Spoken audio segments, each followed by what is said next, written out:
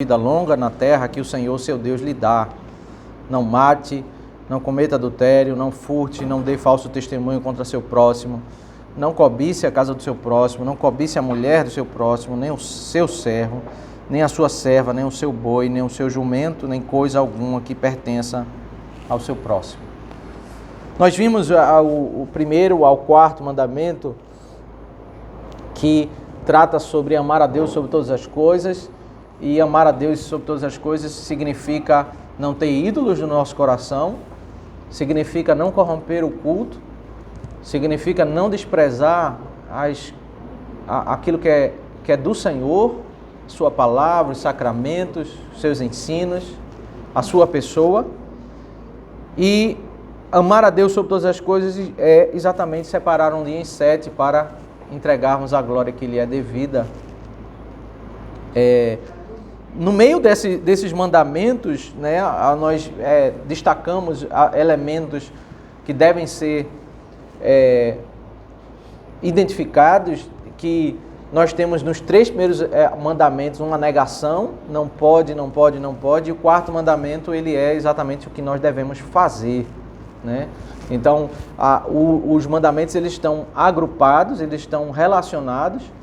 É exatamente no 4º mandamento, quando o meu coração, né, o meu propósito, eu não tenho ídolos no meu coração, eu vou para o culto para entender que o nome de Deus é santificado, né? Isso é o contrário da transgressão de tomar o nome do Senhor em vão, levantar o nome do Senhor com corrupção.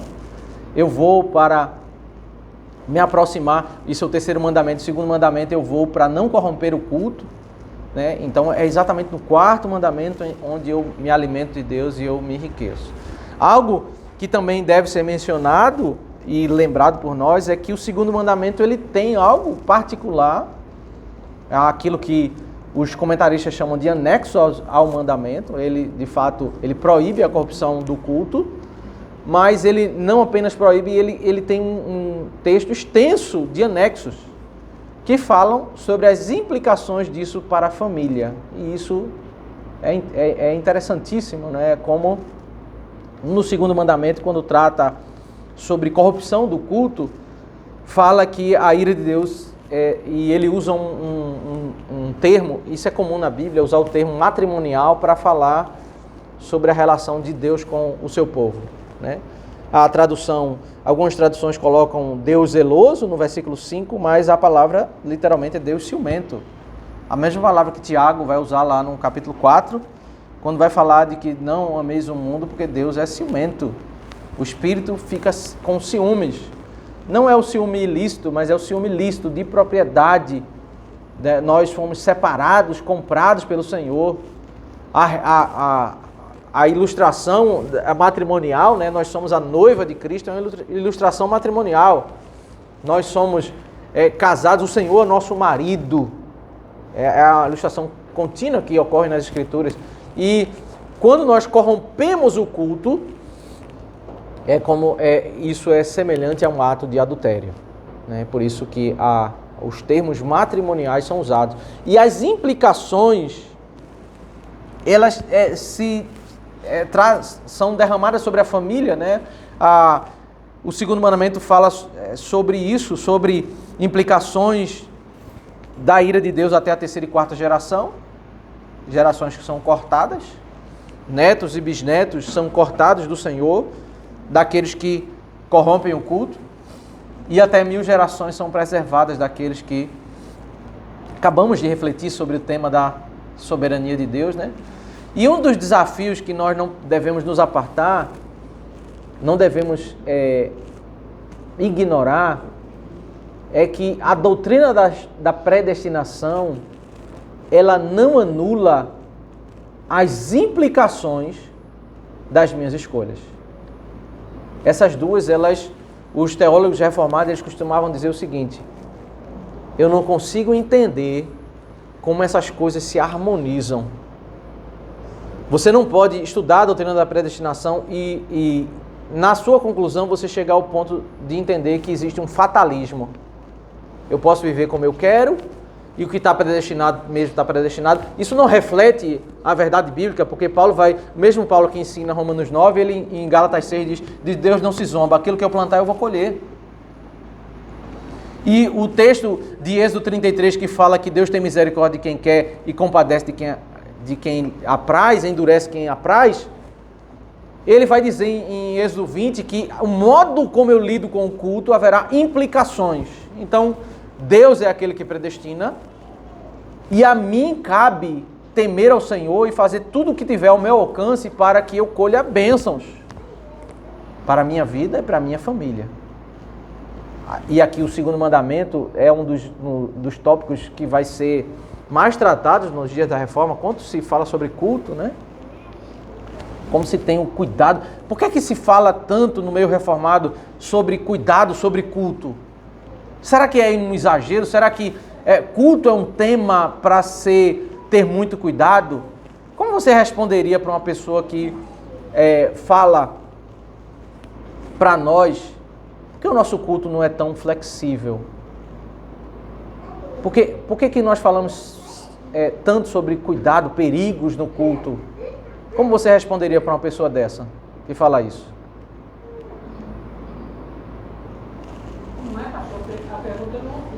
A pessoa chega para você e diz assim, olha, no culto na nossa igreja é um culto assim bem mais tranquilo, mais à vontade, as pessoas participam e tal. E na igreja presbiteriana é um culto assim mais solene, mais cuidadoso. Nós falamos muito sobre perigos no culto. Por que vocês fazem isso? Por que o culto de vocês não é tão flexível? É mais,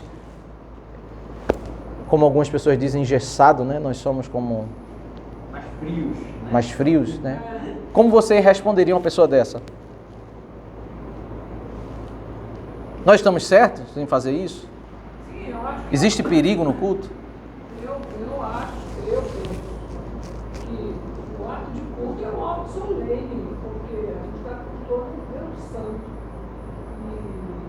E eu mesmo, assim, eu estou falando por mim, eu vejo você. A gente vê aí no Instagram, na igreja, as coisas, cada aberração que eu fico pensando, meu Deus, parece que coisa, que esse povo está cultuando. Uhum. Então, não vejo nem Paulo na palavra. Eu nunca vi Paulo rodando, rodopiando, caindo no chão. Uhum. Eu nunca vi. Pelo menos eu não sei se está aqui. Mas assim, não sei se eu estou certo na minha linha de pensamento, mas eu acho que... Mas Davi não pulou com todas as forças de alegria? Na presença do Senhor não tem que ter alegria, júbilo? Sim. Adorar o Senhor com palmas, com danças, com cânticos? O Salmo não fala isso? Estão me colocando no lugar do questionador. Não, essas coisas precisam estar claras no nosso coração. Nós precisamos ter fundamentos. Ainda que eu concorde com o argumento da irmã, o meu ponto aqui é o fundamento. A gente precisa ter o fundamento bíblico por essa questão. Por que o culto solene?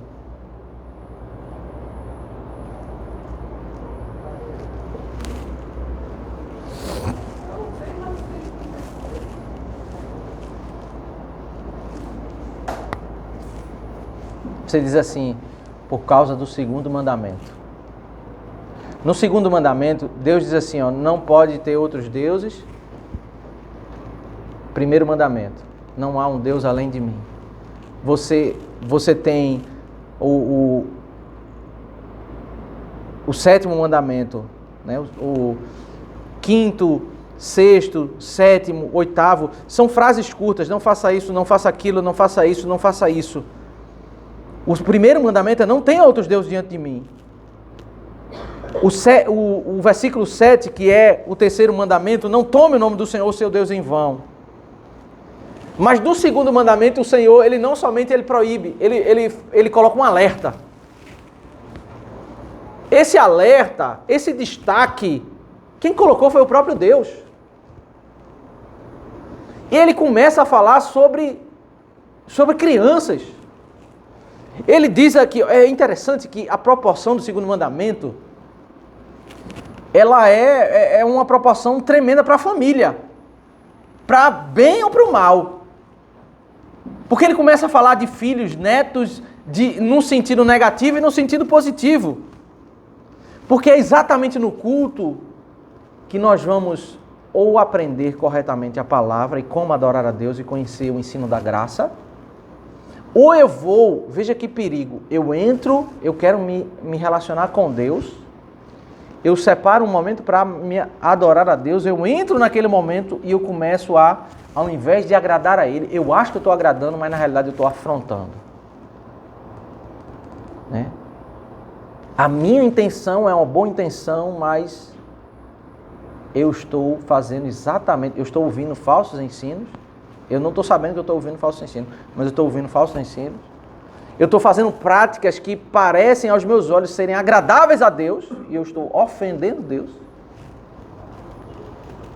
É exatamente o segundo mandamento, o mandamento do perigo, é você se aproximar de Deus. Por isso que Isaías usa esse termo que a irmã usou, Isaías capítulo 1, eu não consigo suportar os ajuntamentos solenes que vocês estão fazendo. Agora, veja, isso é uma coisa que eu presto atenção. Na igreja presbiteriana, assim, pastor pregou.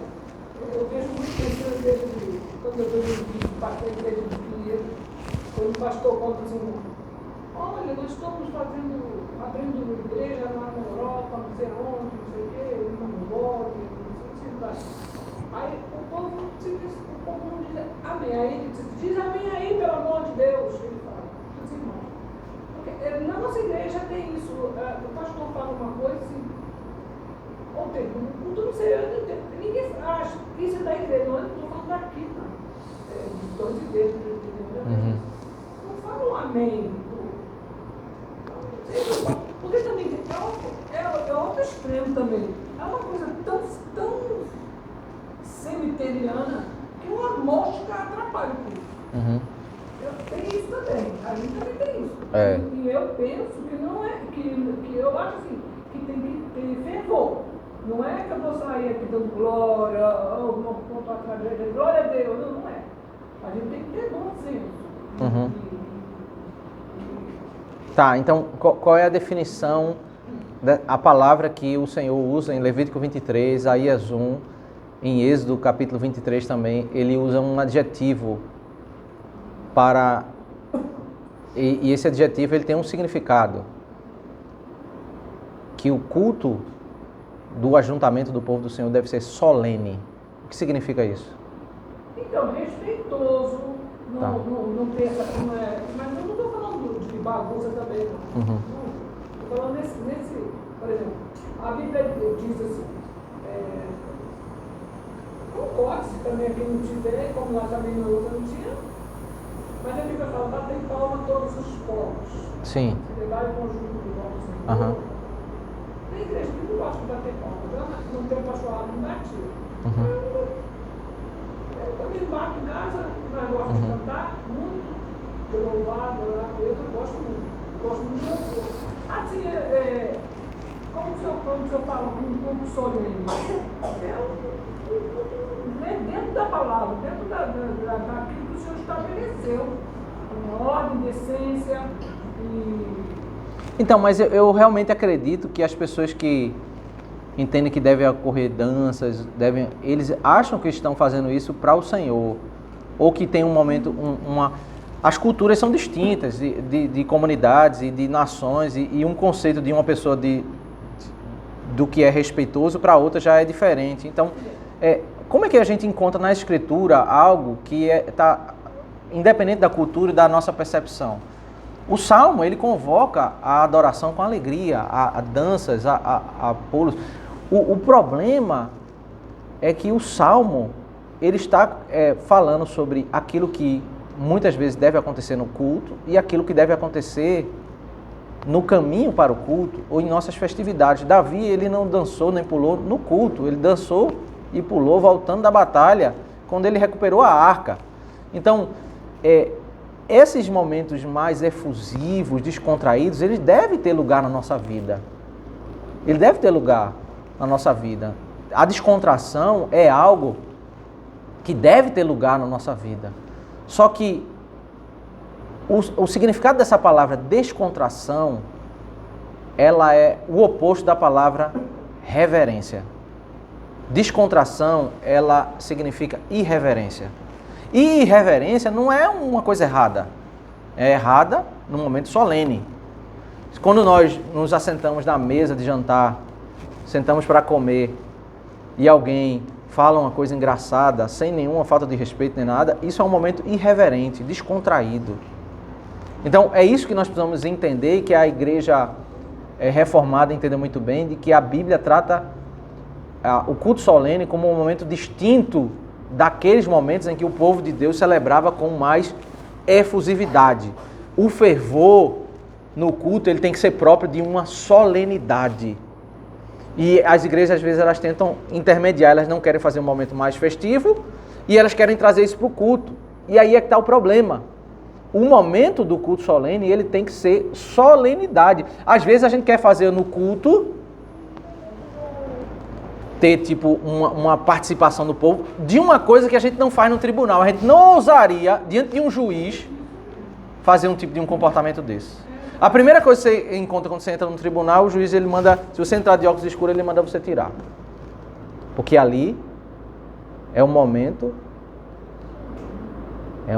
sério, é um momento... Então, aquilo ali, você não deve se comportar naquele momento como você se comporta de um momento correto em um outro evento.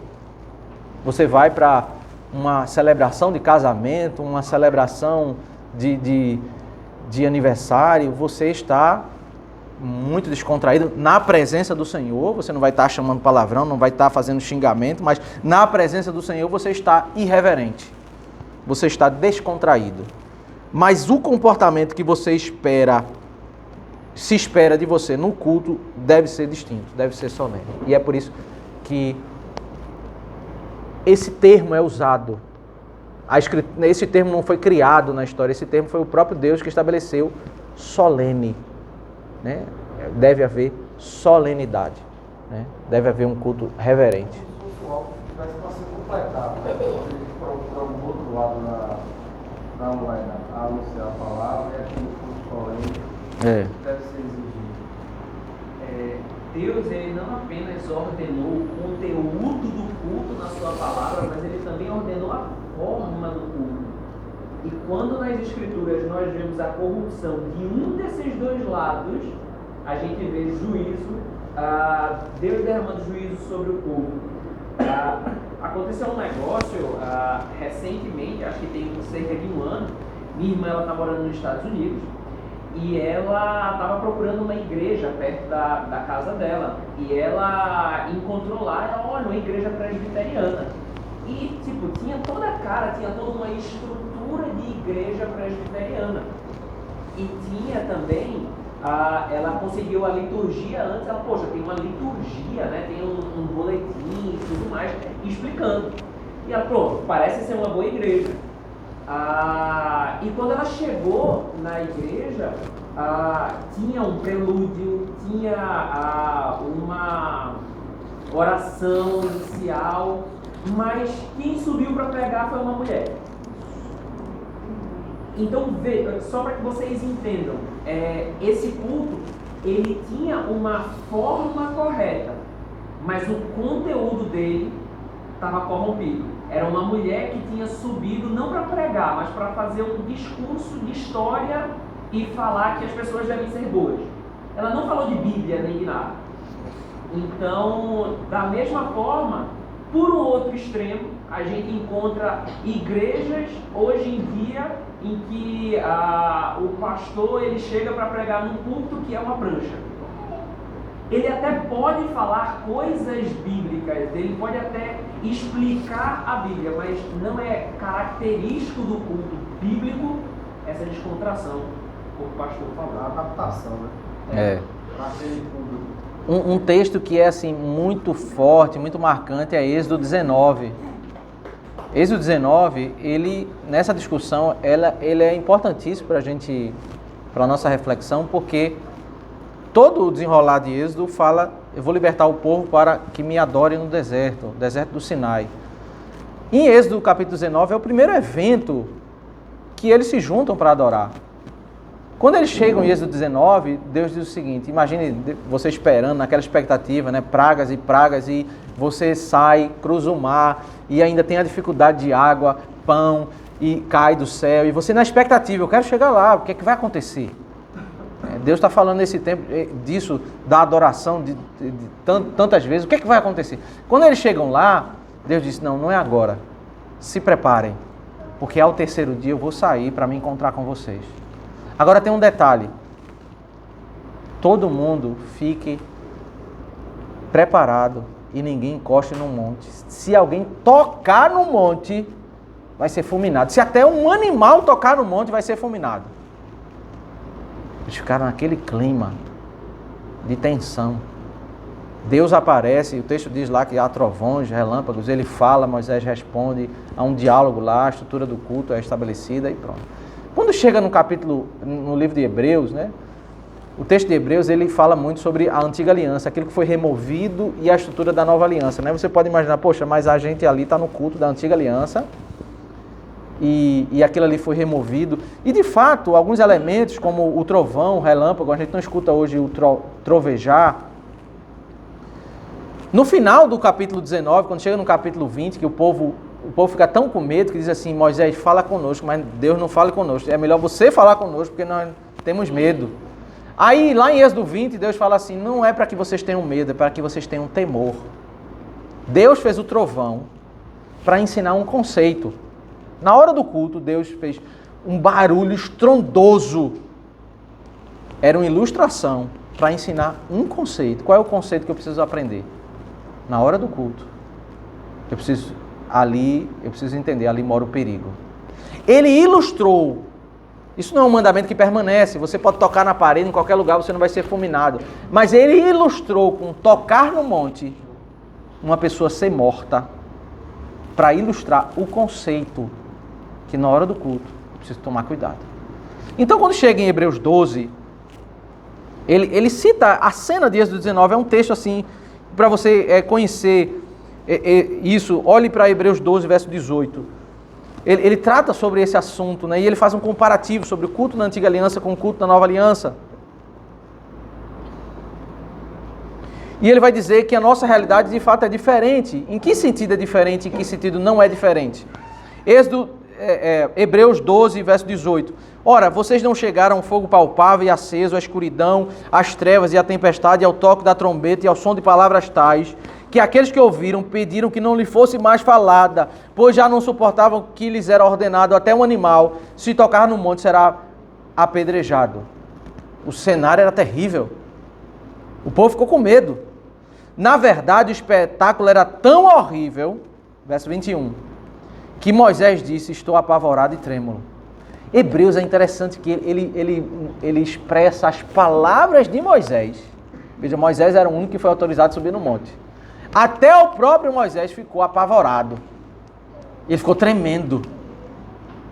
Pelo contrário, vocês chegaram ao Monte Sião e à cidade do Deus vivo, a Jerusalém celestial e às milhares de anjos. Vocês chegaram à Assembleia Festiva, à Igreja dos Primogênitos, arrolado nos céus. Vocês chegaram a Deus, juiz de todos, ao Espírito dos justos aperfeiçoados, e a Jesus, o mediador da nova aliança, e ao sangue da aspersão que fala melhor do que o sangue de Abel. Então ele diz, na antiga aliança havia um culto que todo mundo estava com medo, mas agora a gente está em outra realidade. Nós chegamos à nova aliança. Aí, qual é a conclusão disso? Ele diz, tenham cuidado.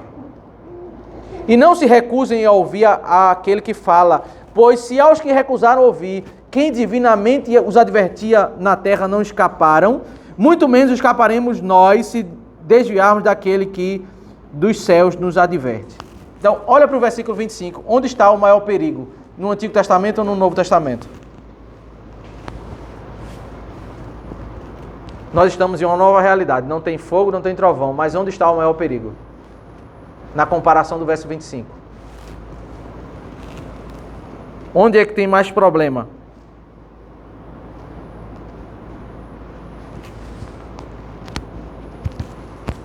O que é que você acha? Olha para o texto, verso 25. Tenham cuidado. Nós temos mais benefícios, não tem trovão. Mas tenham cuidado. Onde está o maior perigo?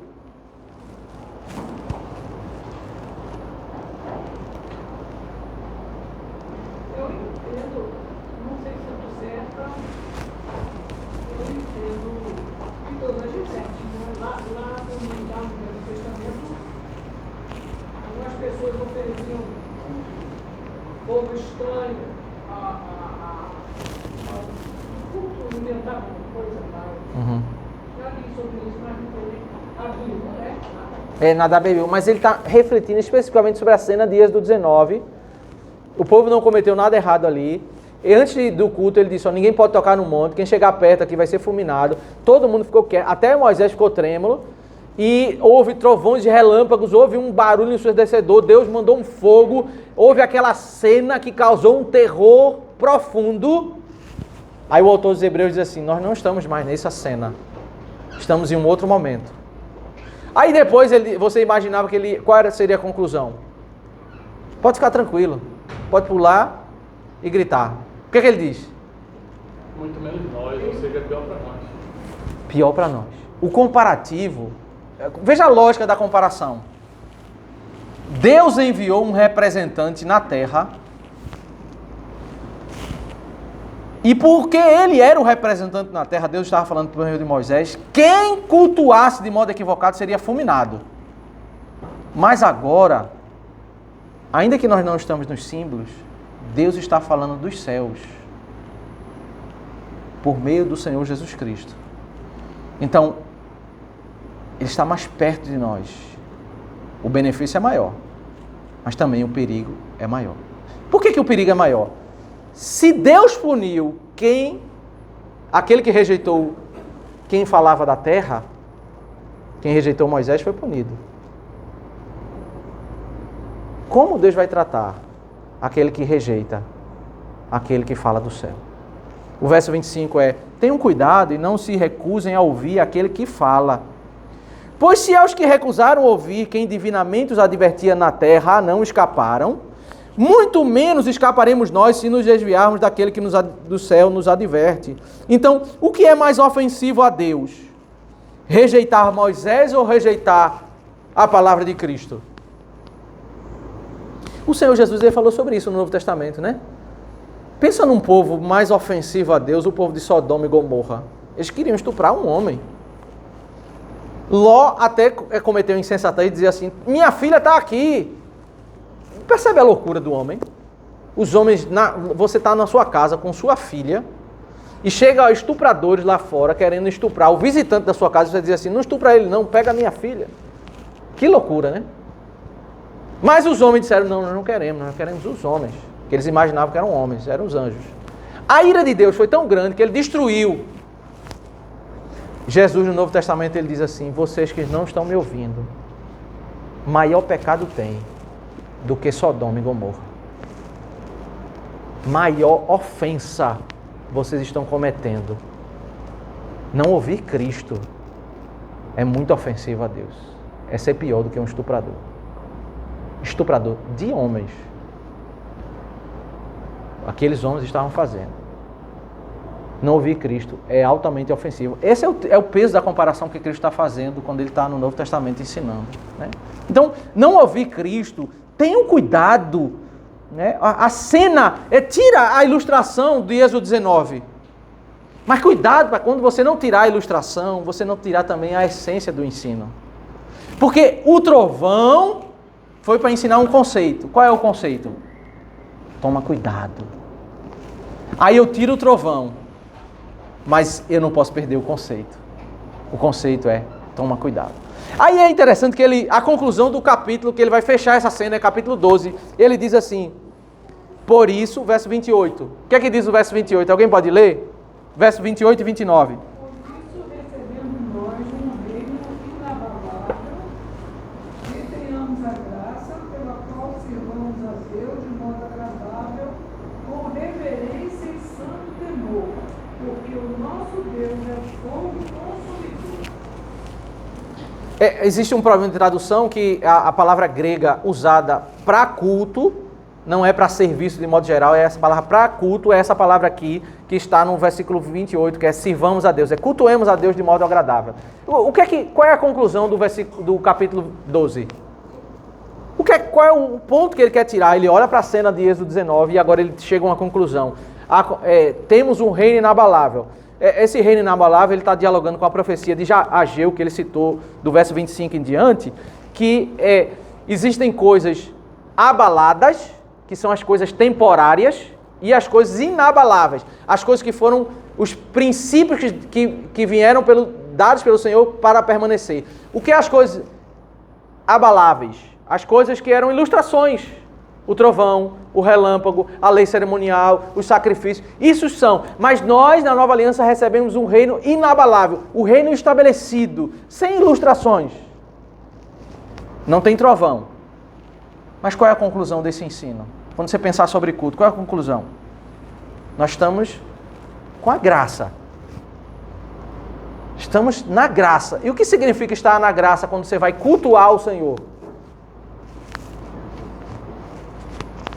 Você tem que cultuar como? Então, reverência não é ilustração. A ilustração é, não toca no monte. Eu vou te matar. Imagina a cena, venha adorar. Mas se você tocar na parede, vai ser fulminado. Imagina o clima. Eu estou chegando no lugar mais favorável do Deus mais sublime, o Deus que me ama. Mas ao mesmo tempo ele diz, se tocar na parede vai ser fulminado. Imagina um misto de sentimentos. É o lugar da bênção, é o lugar do perigo. É o lugar do favor, mas é o lugar do cuidado, da reverência. A conclusão é, tenham cuidado. Porque qual é o último versículo? O verso 29 diz o quê? Porque o nosso Deus é fogo consumidor. Ele está dialogando diretamente com o Êxodo 19. O que é que ele quer ensinar com isso? O nosso Deus é fogo consumidor.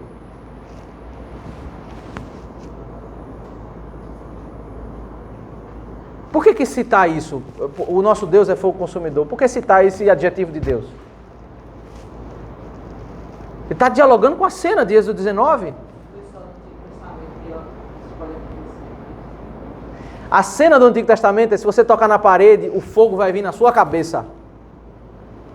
Deus vai enviar o fogo e vai te consumir. No Novo Testamento nós estamos na graça. Tenha cuidado.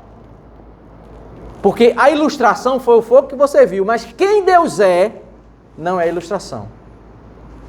Na Nova Aliança não tem trovão. Não tem perigo de tocar na parede. Mas tem perigo de você ofender a Deus. Nós estamos na graça. Mas toma cuidado. Por que eu tenho que tomar cuidado? Porque na graça, salvos pela graça, somos alvos do benefício de Deus. Mas quem Ele é? Não é como se apresentou a ilustração. Isso não é ilustração. A ilustração foi o que eles viram, o que eles ouviram. Isso foi a ilustração, para ensinar um conceito. E aqui é que eu preciso entender ao estudar o Antigo Testamento. Eu preciso separar o que é ilustração. O sacrifício é ilustração. Eu não faço mais sacrifício. A reverência e o cuidado no culto é ilustração ou é conceito? A exortação de Hebreus 12 é, toma cuidado. É o mesmo Deus. É o mesmo Deus que matou Nadab e Abiú, é o que vai matar Ananias e Safira. É a mesma cena. A gente fala muito assim que Deus, em momentos, fala bons. Deus é o mesmo ontem, hoje e sempre. Mas quando é uma mensagem difícil dessa, a gente não quer aceitar que Deus é o mesmo ontem, hoje. Que ele vai citar em Hebreus, né? Ele é o mesmo. O mesmo ontem, hoje e sempre é um texto de Hebreus. A própria expressão Deus é fogo consumidor, é passado também de Deuteronômio 4, né? Quando Moisés está repetindo a lei para o povo, ele fala no versículo do Deuteronômio 4, 23, guardai depois, não esqueçais da aliança do Senhor, o vosso Deus, feita convosco, e vos façais alguma imagem esculpida, semelhança de coisa alguma que o Senhor, o vosso Deus, vos proibiu. Aí versículo 24 ele fala, porque o Senhor, o teu Deus, é fogo que consome, é Deus zeloso. Também fazendo referência ao evento de Êxodo 19, que eles viram fogo na frente deles, que a Bíblia diz que até Moisés ficou tremendo, eles viram um trovão. Eu tive uma experiência, meus irmãos, a gente morou em Brasília em 2005, e lá em Brasília, São Paulo também tem. É diferente, eu nunca tinha visto, eu ia para o trabalho, era 20 minutos andando para o trabalho, e quando eu estava, o pessoal lá já conhece e fica tranquilo. São Paulo e Brasília, eles são tranquilos em relação a isso. Mas eu vi um trovão, sem brincadeira, durou uns 30 segundos. Eu fiquei paralisado, porque eu nunca tinha ouvido um negócio daquele. Um barulho que você... E aí a Escritura descreve, né, que a voz do Senhor é como voz de muitas águas. Ele está falando sobre o bramido dos mares. Imagina uma tempestade. Ele está falando uma linguagem de pescadores, pessoas que ficam assustadas com aquele barulho do mar. E ele usa essa expressão para fazer referência à cena de terror que eles encontraram em Êxodo 19. E Deus usou uma cena de terror para ensinar um conceito. Imagina a expectativa que o povo teve, meus irmãos, no Êxodo. Poxa, deve acontecer algo especial. Deus está falando do culto, Deus está falando do culto. Aí quando ele chega lá, Deus dá duas coisas. Deus diz, olha, aqui tem o benefício, mas aqui, toma cuidado. A cena é para ilustrar isso. Então, por entender isso, nós entendemos que as verdades bíblicas são bíblicas. De todos os textos que falam sobre descontração, pular de alegria, dançar, elas têm lugar no povo de Deus. Nós precisamos fazer mais eventos com danças, com pulos de alegria, com descontração, só não pode ser no culto solene. Talvez tenhamos que fazer mais eventos, né, ao que algumas igrejas batistas fazem, né, fazem atividades no sábado à noite, né, que são momentos descontraídos, momentos de alegria. Isso é bênção, isso tem lugar no povo de Deus, pular de alegria, cantar e festejar e celebrar. Nós não podemos ser pessoas que não têm isso na vida, porque a vida não é só seriedade, a vida também é descontração e alegria. Só que nós precisamos entender que Deus estabeleceu que o culto solene é para ser desse modo. É o momento onde da aproximação do benefício e do perigo. Né? Então, esse é o conceito que a Escritura nos ensina. E é daí que procede o segundo mandamento. Então, fechando esse primeira parte dos 10 mandamentos, nós podemos entrar na segunda parte, no quinto mandamento, que é honrar o seu pai e sua mãe, para que você tenha longa vida na terra que o Senhor, seu Deus, lhe dá. Nas palavras do apóstolo Paulo, em Efésios, é o primeiro mandamento com promessa. Honrar pai e mãe. Fica muito claro quando você chega em Êxodo 21, nem todo pecado do Antigo Testamento é punido com morte. Êxodo 21, verso 15 e 17, diz que quem ferir o pai ou a mãe será apedrejado. Se você bater no seu pai, no Antigo Testamento, não é nem matar. Se você bater no seu pai, você é apedrejado, porque Deus está dizendo que você precisa respeitar, honrar. Honrar, Paulo também dá uma interpretação a essa palavra, em Efésios capítulo 6, quando ele diz, obedeçam os seus pais.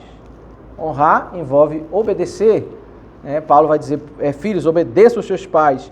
Por causa do mandamento, ele explica o mandamento, ele aplica o mandamento. Então o mandamento envolve obedecer. Esse é um dos problemas que Jesus teve que lidar em Mateus capítulo 15, quando os fariseus chegaram e disseram o seguinte, olha, imagina que no primeiro século não havia sistema previdenciário. Os idosos eram sustentados pelos filhos. Então você tinha um idoso que não trabalhava, o filho sustentava ele. Então os judeus, o que é que eles fizeram? Eles fizeram o seguinte, uma regra, dizer, olha, tem um mandamento lá, honrar pai e mãe, e na cultura, naquele contexto, honrar significa sustentar na velhice também, é uma das aplicações do mandamento. Você não pode deixar ter dinheiro, ver o seu pai passar fome e você não dá comida a ele. Então honrar significa sustentar na velhice. Aí o fariseu chegou e disse o seguinte, em Mateus 15, se você tem um dinheiro, e ao invés de sustentar seu pai, você quer trazer e dar de oferta na igreja, dizer isso é corban, isso é oferta ao Senhor, então você pode fazer isso, não precisa sustentar o seu pai. Aí Jesus, quando ele está naquela cena de que os discípulos estão comendo sem lavar as mãos, aquele rito cerimonial, aí eles acusam Cristo, aí Cristo diz assim, pior é vocês. Eles estão lavando, sem lavar e comendo, mas não é problema nenhum, essa regra foi inventada por vocês. E vocês que anulam a regra de Deus quando dizem que não precisa honrar pai e mãe, vocês pedem a oferta que a pessoa ia dar para sustentar o pai e mãe, para pedir para dar na igreja, vocês acham que isso não é pecado? Então ele explica que eles estavam muito mais preocupados do dinheiro do povo do que as pessoas ajudarem seus próprios pais. Eles estavam, de fato, desprezando o mandamento, né? O princípio de pai, como essa palavra pai é usada na Bíblia, né? É uma visão muito restrita e equivocada se você entender que o mandamento trata sobre a relação familiar. Porque a palavra pai é usada em Gênesis 4, verso 20, para aquele, seja o avô, todo o ancestral. E ele é usada para líder em Gênesis 45, verso 8, e 2 Reis, capítulo 2, verso 11 e 12. Por isso, quando chegamos em Hebreus, capítulo 13, verso 17, que diz que nós devemos submissão, obedecer aos vossos guias, é uma aplicação do 5º mandamento, obedecer. Eliseu chama Elias de pai. Ele diz, você é o meu pai. É o sentido da palavra pai ao longo da Escritura. É usada para a relação familiar, mas daí os reformadores interpretarem o versículo 12 de Êxodo 20, o 6º mandamento, como um mandamento que tem aplicação não somente para a relação pai e filho, mas a relação liderado e líder. O mesmo conceito que é ensinado em 1 Pedro, capítulo 2, verso 18, que os servos devem se submeter aos seus senhores.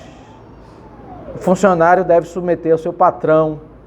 É uma das aplicações desse versículo. Liderados, submeter aos líderes. Para que se prolongue os dias na terra, para que Deus abençoe com anos a nossa vida. Se nós tivermos dificuldade de obedecer os nossos líderes, nosso pai, certamente nós teremos dificuldade de obedecer o Senhor, né? A primeira pessoa de liderança que uma criança vai ter que encontrar é com o seu próprio pai no lar. E quando os pais eles são muito flexíveis com os filhos, não ensinando um conceito de submissão, eles vão ter podem até resolver um problema ali interno entre eles. Eles dizem assim, eu não estou preocupado, o meu filho bateu no meu rosto, mas eu não me importo. Mas o filho está aprendendo, ele tem um problema não com o pai não se importa, mas ele tem um problema com Deus, porque Deus, esse mandamento não é um mandamento do pai, é um mandamento de Deus. E essa criança ela vai crescer sem aprender o conceito de submissão para com as autoridades. Ela vai se rebelar contra a lei do professor na escola, contra a lei do guarda de trânsito, contra a lei que o patrão no trabalho, quando ele for um adulto, estabelecer, e ele vai ser uma pessoa que vai ser sempre tendencioso à rebeldia, e ele não vai submeter à lei do Senhor. Ele vai ter um coração rebelde, né? O ensino da submissão é, de fato, o ensino exigido no 6º mandamento, né? Obedecer. Vamos olhar apenas o versículo 13, o não matarás. O não matarás, ele é um mandamento, é interessante, né, que o versículo 13 fala sobre não matarás, mas você vai encontrar em todo o Antigo Testamento, essa é uma das coisas que as pessoas questionam dos crentes, né, a pena de morte. Será que é uma contradição de Deus dizer que não pode matar e logo em seguida ele estabelecer a pena de morte, o apedrejamento? O que é que vocês acham?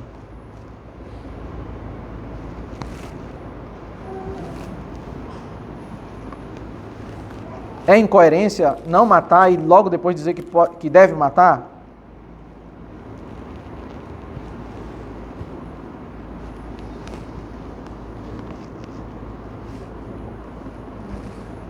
Como a gente já deve ter ouvido antes, né? Esse não matarás é o não assassinarás, né? É um mandamento contra, por exemplo, uma vingança pessoal. Não existe contradição como a morte numa guerra santa promovida por Deus ou o apedrejamento, porque ali o indivíduo ele não está agindo por si só, e sim ele está cumprindo um mandamento de Deus, seja para executar uma guerra santa, seja para apedrejar algo que tinha sido determinado por Deus, numa lei de Deus. No próprio sentido, né, a gente tem um sermão do monte quando Jesus aplica a questão de não matarás para um outro